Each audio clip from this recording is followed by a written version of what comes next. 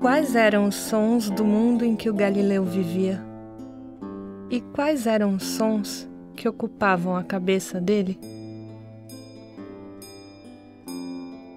Caminhe pelas ruas das cidades italianas 400 anos atrás.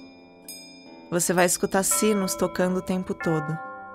Tem aqueles que dão as horas das rezas nas igrejas. Os sininhos que os médicos usavam nos calcanhares quando eles vinham retirar o corpo daqueles que morreram de peste negra e que dava para ouvir madrugada dentro, enquanto a população era trancada dentro de casa, em quarentena. Os sinos para acompanhar os ritos fúnebres de alguma pessoa importante. E os sinos que são tocados aos montes para livrar o ar de estagnações, para purificar o ar de qualquer infestação.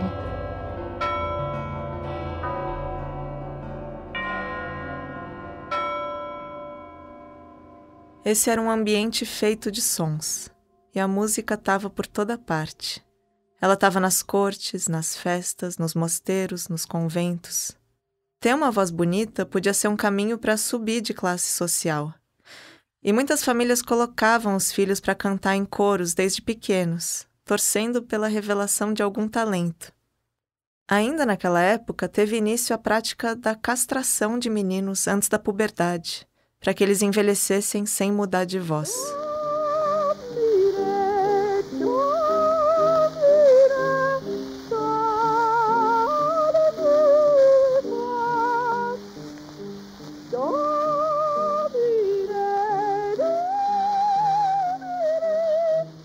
Esse é o cantor Alessandro Moreschi, conhecido como o último dos castrati, numa gravação de 1902.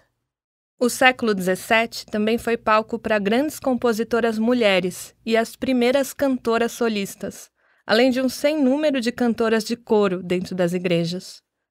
No convento de Santa Cristina, em Bolonha, as freiras ficaram famosas pela música, a ponto de levantar a desconfiança de que talvez elas gostassem mais de cantar do que de rezar. Em 1640, a polícia clerical tentou invadir o convento de Santa Cristina para confiscar as partituras e os instrumentos das freiras. As freiras subiram até o alto da torre e de lá elas arremessaram pedras e tijolos para se defender. Uma delas, com um véu na cabeça e um crucifixo na mão, aparece na janela para implorar aos passantes que ajudem, e muitos deles se prontificam. As crianças mais espertas vão para junto da grade e jogam pedras para o lado de dentro, para que as freiras não fiquem sem munição.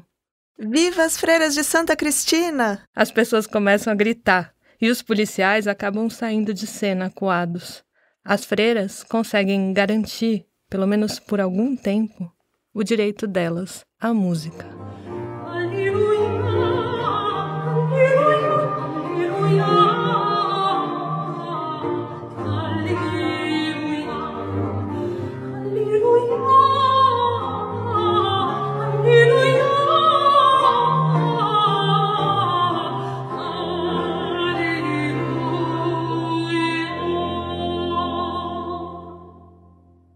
Esse foi Aleluia, de Lucrezia Vizzana, que era a principal compositora do convento de Santa Cristina, além de ser irmã da freira que subiu na torre com o crucifixo na mão.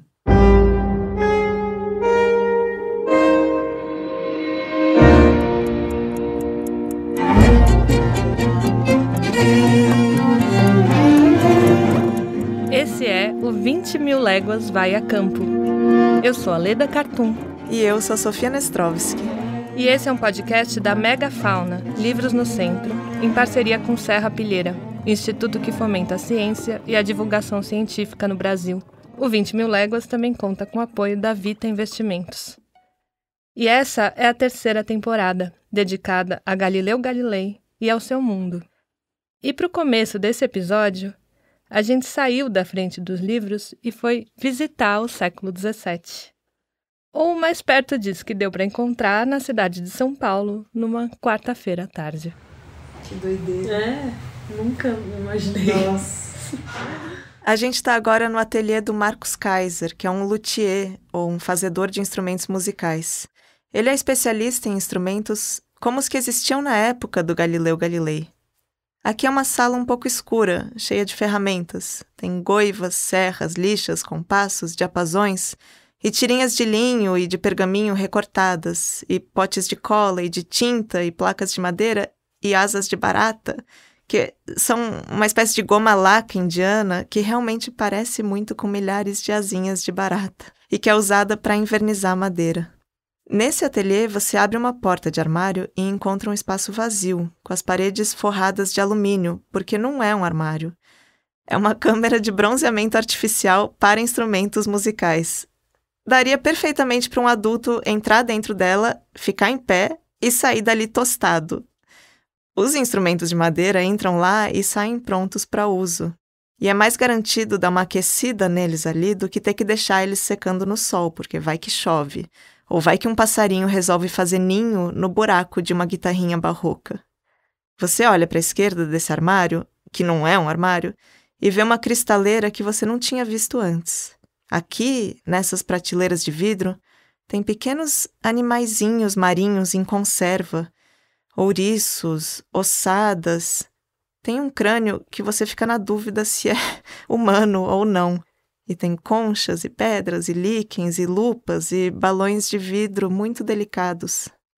Em volta de você, pendurados nas paredes ou deitados nas bancadas, estão os alaúdes que o Marcus Kaiser está construindo. Uns ainda não têm braço, uns são só um desenho na madeira esperando para ser cortada. Não adianta você reinterpretar o passado, você teria que tentar ver com os olhos. Ver com os olhos é ver com as mesmas ferramentas ou lentes, né? Para isso, o Marcus Kaiser trabalha, basicamente, com a mesma realidade material e as tecnologias que estavam disponíveis no século XVII. Você pega a resina de pinho, depura, e dela tira a terebentina e o breu. Aí você pega o breu, cozinha durante 3 dias, reduz, mistura com óleo de linhaça e espera dar uma reação. Aí quando deu a liga, aí você mistura com terebentina. E aí você tem o verniz de óleo, que é o tradicional para violinos. O Marcus Kaiser não usa nenhuma ferramenta elétrica e nenhum material sintético. Tudo tem que ser feito à mão, tudo tem que ser preparado. Essa conversa com ele deu um pouco uma sensação de um mundo em que os trabalhos são muito manuais. E muito trabalhosos. Em que tem pouco desperdício e, por isso mesmo, muita invenção. Mas tudo na época era matéria-prima, né? E dá para imaginar o quanto tem de tentativa e erro por trás de cada descoberta, de cada processo. Mas também existia cola que não era reversível. Aí tem uma receita interessante, gin, ricota e limão.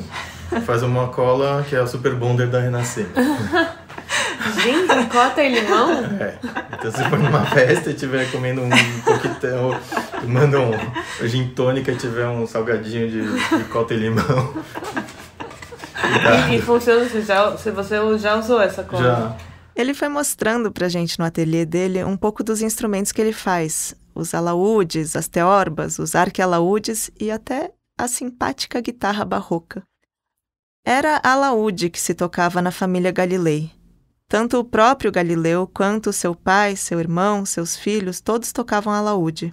E você já deve ter visto um alaúde, mesmo que não conheça por nome, porque o alaúde é o segundo instrumento preferido dos anjinhos nas pinturas, perdendo só para a lira. Ele é parecido com um violão, mas se um violão tivesse engolido uma colher a mais de fermento, porque ele é côncavo na parte de trás, tipo uma melancia aberta no meio. Essa é a graça de fazer alaúde hoje em dia. Assim, na verdade, daqui a um tempo alguém vai descobrir outra coisa, você vai ter que mudar. Então tá mais ou menos dinâmico, não uma arte morta. É uma arte que olha para registros de 400, registros de 500 anos atrás, e não é uma arte morta. Então um pesquisador pode revirar uma biblioteca, pode vasculhar o acervo de um colecionador e encontrar uma pintura que ninguém sabia que existia, ou encontrar as páginas de um manual desconhecido e, com isso, descobrir uma técnica que tem seus 400 anos e tá novinha em folha, para agora, então, fazer um alaúde. Porque, no limite, ninguém sabe como que soava um alaúde do século XVII, né? Sim. Essa aqui é a parte interessante. A parte chata, às vezes, quando pedem umas coisas que não existem, né? Então eu queria tanto um instrumento assim, com coisa assado. Aí, tipo, não tem graça, né? O melhor tipo de de cliente é o pesquisador.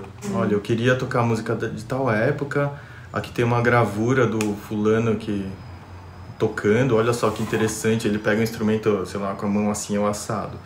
Então aí você vê, putz, então provavelmente o instrumento não era tão bojudo, sei lá, ou a técnica era assim. E aproveitando esse assunto, para concluir essa visita, uma coisa que a gente não contou até agora é que a trilha sonora que você está escutando, que você sempre escuta aqui no 20 Mil Léguas, desde a primeira temporada, composta pelo maravilhoso Fred Ferreira, que também edita os episódios, essa trilha é toda tocada por ele numa viola da gamba.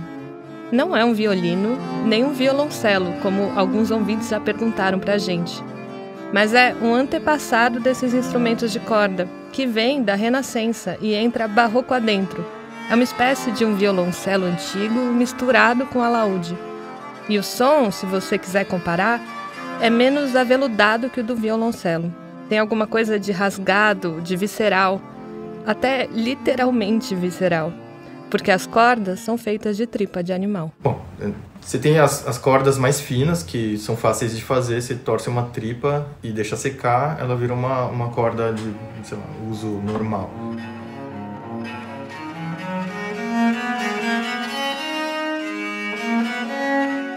A gente volta à nossa programação de sempre.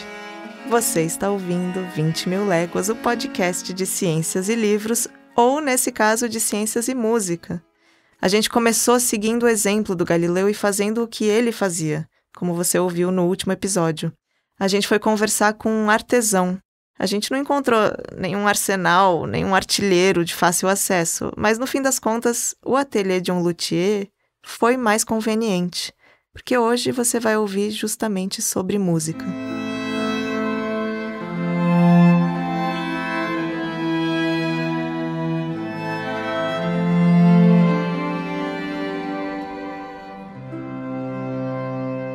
Tem historiadores que defendem que a revolução científica do Galileu pegou carona numa transformação que já estava acontecendo antes, só que na música.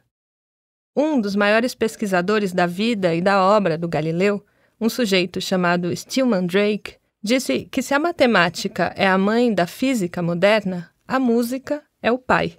Tudo bem que ele disse isso em inglês, e aí isso deixa a frase menos esquisita, porque os substantivos em inglês não têm gênero. O músico é o pai da física seria um jeito de dizer. E pensando bem, isso até que tem um sentido a mais, se a gente lembrar que o Vincenzo Galilei era músico e pai do físico Galileu Galilei. Mas, bom, desde meados de 1500, um novo jeito de pensar e de fazer música tinha surgido. Uma música aberta à experimentação, que se misturava com trabalho artesanal e que estava disposta a comprar briga com as autoridades filosóficas do passado.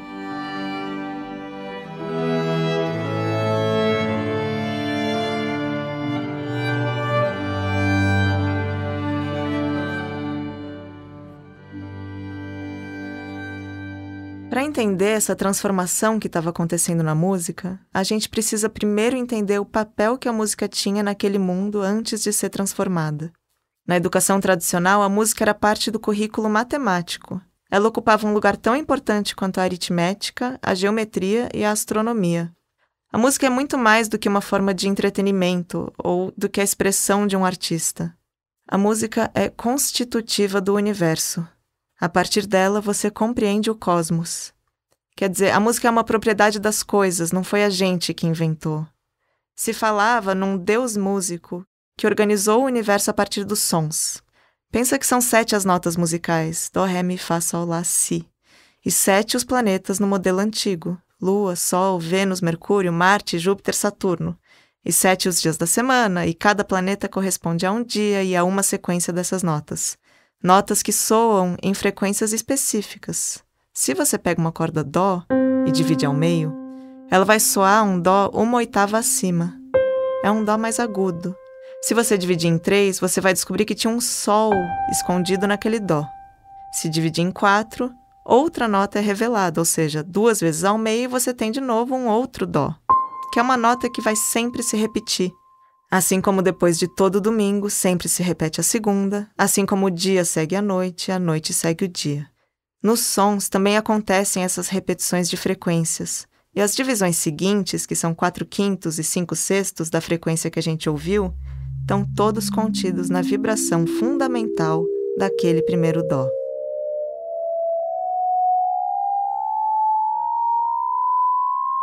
Escuta agora um exemplo de uma composição que seguia rigorosamente o aspecto numérico da música. Esse vai ser um trecho de Ave Regina Coelorum, para 5 vozes, uma peça do Palestrina, que era um dos principais compositores em 1500.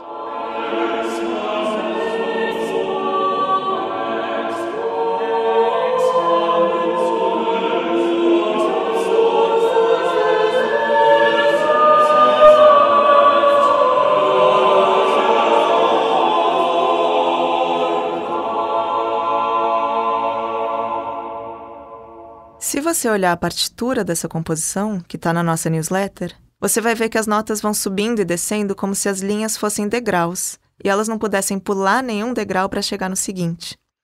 A gente não entende a letra do que eles estão cantando porque as 5 vozes juntas fazem as palavras virarem uma textura mais do que um texto. Isso porque aqui as palavras estão a serviço da música e não o contrário. Não é para a gente prestar atenção na letra, é para a gente permitir que essa música desça sobre nós. Ela é uma ponte de acesso a uma verdade superior, uma verdade que ela encarna e que justamente não cabe em palavras.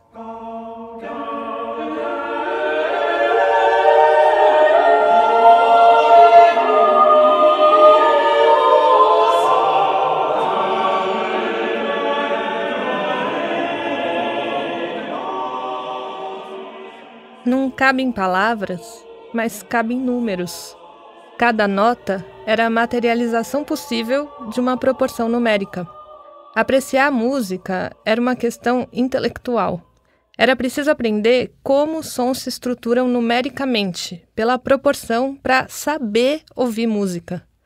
Então, os instrumentistas, quer dizer, aqueles que realizam a música, e os cantores, os intérpretes, esses eram como que os artesãos, assim como os navegadores, como os caçadores, os tecelões, e assim também como os pintores e como os escultores. As artes relacionadas ao fazer, à prática, ao corpo, eram as artes chamadas de mecânicas, ou então servis. Eram artes que serviam às artes liberais, que eram aquelas do pensamento. E quem, de fato, estava pensando e criando a música eram os teóricos. Como foi dito num tratado de música, a prática é o servo e a teoria reina como um senhor. Você já ouviu aqui nessa temporada, algumas vezes, como no Renascimento começa um cabo de guerra entre a teoria e a prática. E não é que uma saia vencendo. Na verdade, é mais que uma e outra vão se misturando. O Filippo Brunelleschi e os amigos dele, sobre quem você ouviu no episódio 4, eles eram artesãos que começaram a conjugar o fazer e o pensar e o teorizar, e com isso eles trouxeram de volta a perspectiva e transformaram a arquitetura. Agora, em 1500, uma coisa parecida está acontecendo, só que na música. Alguns teóricos da música, que também eram instrumentistas, começaram a perceber um conflito entre o ouvido e a matemática. Entre eles, um homem de sobrenome Galilei. O pai do Galileu, o Vincenzo, tocava nas cortes e era compositor. E, além disso, ele era alguém que pensava sobre o que é a música. Quer dizer, ele era em parte formiga, em parte aranha. E para quem não pegou a referência, pode voltar para o episódio 5. Acredito que aqueles que confiam totalmente na importância da autoridade para comprovar uma afirmação agem de uma maneira absurda. Desejo questionar livremente e responder livremente sem fazer reverências. É isso o que devem buscar aqueles que têm um interesse sincero pela verdade. Poderia ser o Galileu Galilei escrevendo sobre o movimento da Terra, mas esse é o pai do Galileu, o Vincenzo, escrevendo sobre uma música que está em movimento. Dá para a gente supor o tamanho da influência que o pai foi para o filho. E se o Vincenzo Galilei não tivesse morrido antes de ver tudo o que o Galileu ia fazer, Imagina que influência o filho não teria sido para o pai. No episódio passado, você ouviu como Galileu às vezes recorria à música para fazer os experimentos dele. Para calcular quanto tempo leva para o lustre da catedral balançar de um lado para o outro, ele primeiro pensou em compassos musicais.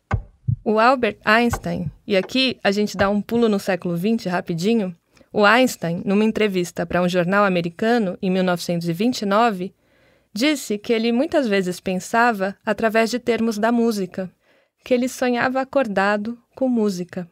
O Einstein tocava violino quando ele precisava pensar. O Galileu tocava alaúde.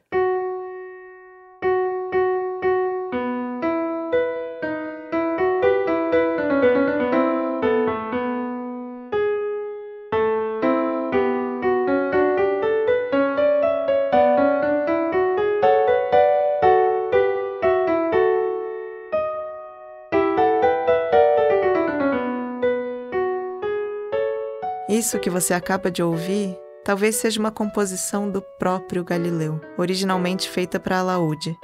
Ela foi encontrada num manuscrito, anotado em meio a outras coisas, numa caligrafia que pode muito bem ser a dele.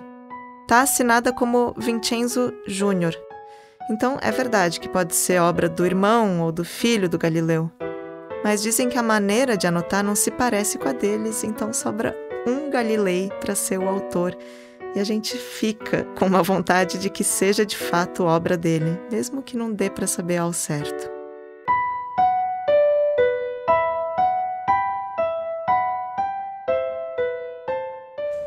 Porque ele tem um irmão que é músico, né, o Michelangelo, e pelo que a gente sabe, tanto de historiadores quanto das cartas que a gente tem na família, que outros irmãos também estudaram música, então todo mundo passou por esse ensinamento. Essa é a Carla Bromberg, da PUC de São Paulo. Ela é especialista na obra do Vincenzo Galilei, na história da música e na história da matemática desse período. Escuta agora ela falando do filho, do Galileu Galilei. A gente vê ele discutindo, às vezes, pouco com o pai. Discutindo não, colocando em cartas. Ele começa a assumir a responsabilidade das irmãs, de duas irmãs. E, enfim, mandando dinheiro, trazendo dinheiro, comprando tecido, vendendo coisa. E aí ele encomenda cordas, por exemplo. Então aí a gente sabe que ele entende um pouco, porque às vezes ele discute, ele fala, não, eu não quero essas cordas, eu quero as outras cordas. Eu não quero desse material, eu quero de outro material. E aí alguém responde, mas precisa ser importada. Então assim, você vai descobrindo que ele está inserido um pouco no mercado, que ele sabe de onde vem, ele sabe o que ele está querendo comprar. As mesmas cordas de tripa que poderiam ser usadas num instrumento do Marcus Kaiser. Com essas cordas, o Vincenzo Galilei tocava.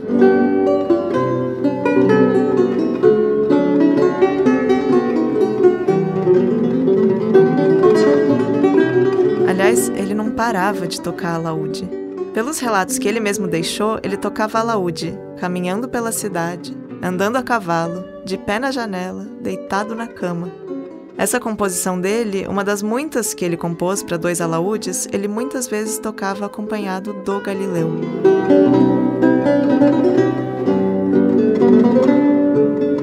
Mas o Vincenzo usava o alaúde não só para tocar e compor, mas para pensar no que é o som e no que é gostar de ouvir música. No entendimento teórico da música, até então, em que os sons correspondiam aos números, pouco importava do que eram feitas as cordas do alaúde. O mais importante era que as proporções numéricas fossem respeitadas e que as operações mentais que os números permitem fazer fossem surpreendentes ou agradáveis, independente do resultado sonoro delas, que é uma versão rebaixada de uma coisa que é eterna e imutável. Bom, o Vincenzo Galilei não se dá muito por convencido. Ele pega uma corda de tripa e escuta o som que ela faz quando ela é bem estendida. Depois ele pega uma corda de metal da mesma espessura e compara. E é estranho. As duas deveriam soar o mesmo dó. Só que não. E então ele repete o teste com cordas mais grossas, cordas mais curtas, cordas mais estendidas, cordas menos estendidas. E finalmente ele tenta tirar a teima das divisões. E de novo é estranho. Dependendo da corda, se você divide ela exatamente ao meio, não vai dar uma oitava. Se você divide exatamente em 3, não vai dar uma quinta. E como ele sabia disso? Ele sabia disso porque o ouvido percebe. Quer dizer, o ouvido do músico é um gabarito melhor do que a matemática. Como ele mostra, uma mesma nota pode soar diferente quando ela é tocada num instrumento de pinho, ou de cedro, ou de osso, de cobre, de ouro, de latão. E se pinçado, se batucado, se tamborilado, ou soprado, ou martelado, ou tocado com arco de crina de cavalo. Uma mesma nota, um dó, pode soar doce, aveludado, ríspido, ardido, agressivo, macio, amplo ou engasgado. Pode soar bem ou mal, e o que determina isso são as variáveis acidentais. Então, ainda curioso com a propriedade do som, o Vincenzo Galilei estende cordas paralelas por cima de uma estrutura plana de madeira, com as pontas das cordas sobrando para cada um dos lados. Ele amarra pesos diferentes nas pontas de cada uma delas. E aí, o que acontece quando ele pinça as cordas para ouvir o som? Aquela vibração sonora coloca os pesos em movimento.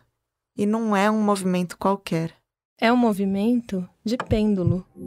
Que ideias o Galileu Galilei pode ter tirado disso?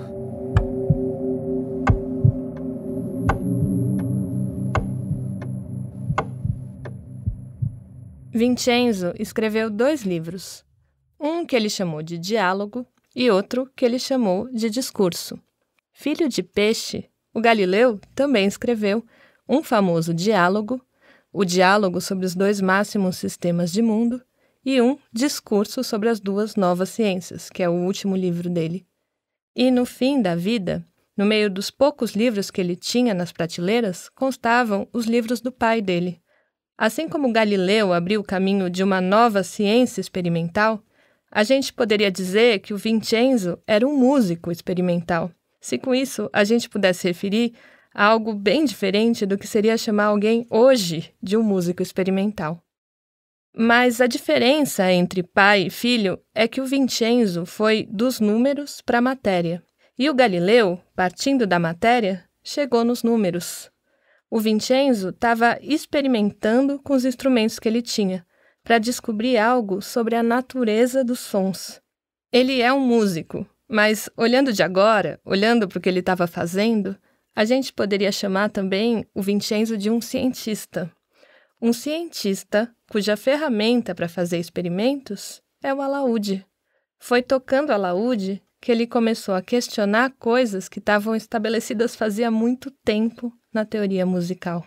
Então aí ele vai usar os instrumentos para mostrar, olha, esse sistema idealizado do Platão está muito bonito aqui, mas se ele pertencer a esse âmbito completamente teórico e filosófico, na hora que você aplica ele num instrumento real, o fenômeno não vai se repetir usando instrumentos diferentes. Nos instrumentos feitos à mão, com todas as variações que são próprias do trabalho artesanal de um luthier, as afinações não tinham como ser perfeitamente padronizadas seguindo razões matemáticas.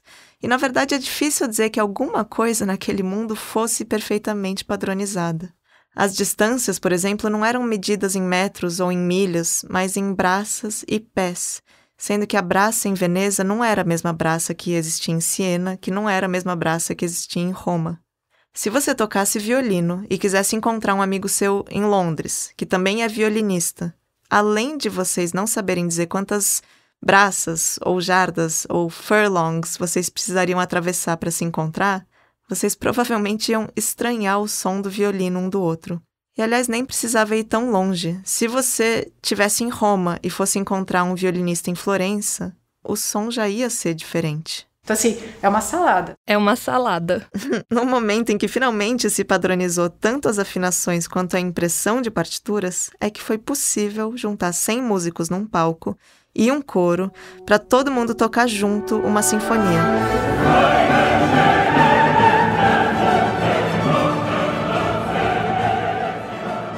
Mas para chegar nisso, a gente pulou quase 3 séculos. A piada que dá para fazer aqui, em meados de 1500, só exagerando um pouquinho, é que, para conseguir que 2 músicos toquem afinados juntos, um deles tem que ir embora.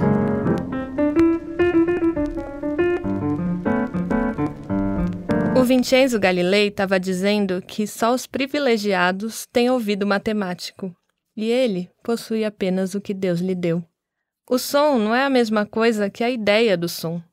O mais importante para a música, é isso que ele vai dizer, é que ela soe bem para os nossos ouvidos. O prazer da escuta tem que vir em primeiro lugar. O prazer é mais importante do que a ideia. Então ele tem essa discussão com as pessoas que estão criticando ele na época. Ele quer convencê-los de que não adianta você pegar a teoria, ou seja, os fundamentos que saem da teoria, a maior parte dos pensadores da época dele tomam isso como conceitos universais. E se eles são universais, na prática tudo vai ser igual, porque você vai aplicar e tudo vai funcionar.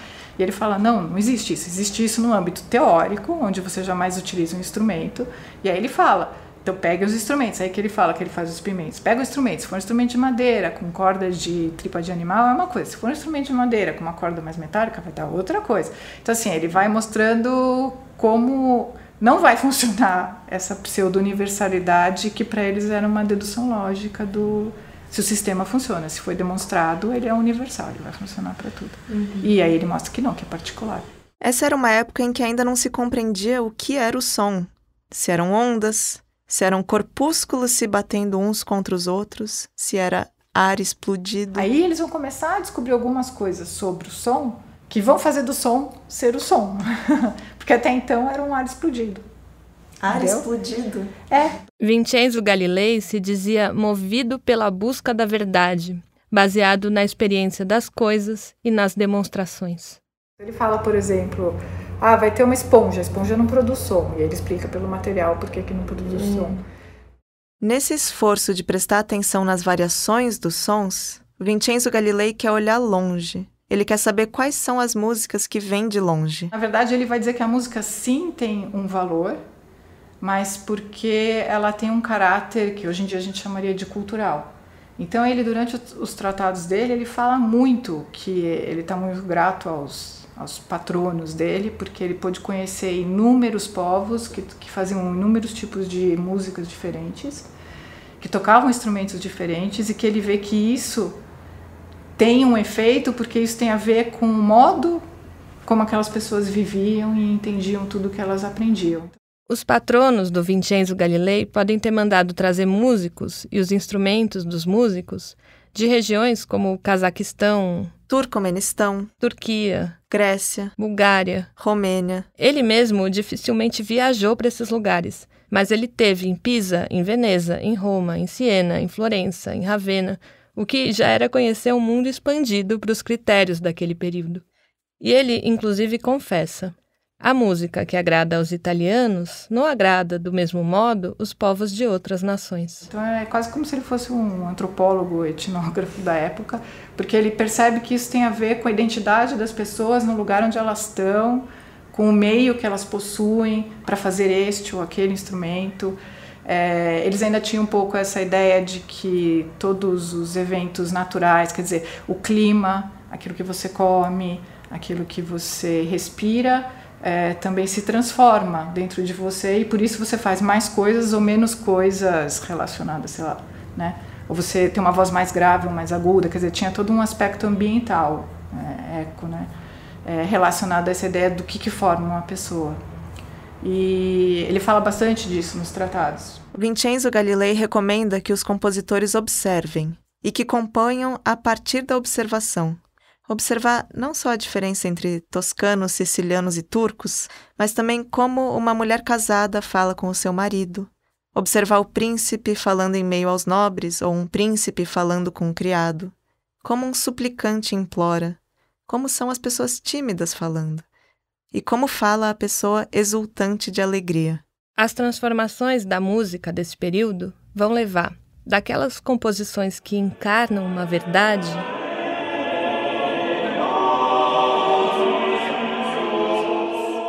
a obras que representam uma realidade humana. Encarnar e representar são duas palavrinhas que podem passar desapercebidas, mas fica com isso. A gente passou da encarnação à representação. Agora, a composição é guiada pela palavra, pelo sentido de uma letra que é cantada. A música reforça esse sentido. O Lamento de uma Mulher, numa composição de Cláudio Monteverdi, o compositor que naquela época era conhecido como Divino Cláudio e que foi o auge dessa revolução musical, o Lamento de uma Mulher Abandonada, numa composição de Cláudio Monteverdi, é representado por um som específico. O som de 4 notas descendentes. Um baixo obstinado. O nome realmente era esse, um baixo obstinado, porque as 4 notas do baixo repetem e repetem e repetem e vão descendo na escala, representando a descida cada vez mais trágica da personagem para dentro do próprio abandono. Você vai ouvir como essa é uma dor que contamina tudo, inclusive o ritmo. O Monteverdi indica na partitura que a cantora entre não no tempo do compasso, que ela não se atenha às regras numéricas abstratas, mas um pouco fora. No tempo, como ele diz, do coração.